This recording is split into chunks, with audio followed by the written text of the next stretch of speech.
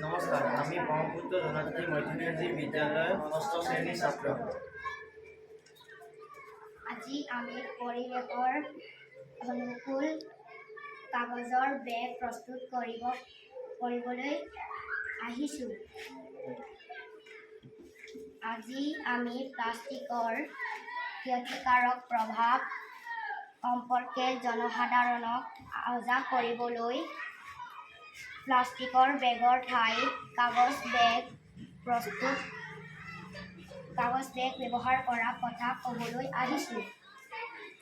আমি প্ৰস্তুত কৰি ল'ব কাগজৰ বেগসমূহ অতি কম খৰচতে ঘৰতে আমি প্ৰস্তুত কৰি ল'ব পাৰোঁ। কাগজৰ বেগ ব্যৱহাৰ কৰি আমি পৰিৱেশ প্ৰদূষণো হ্ৰাস কৰিব পাৰোঁ।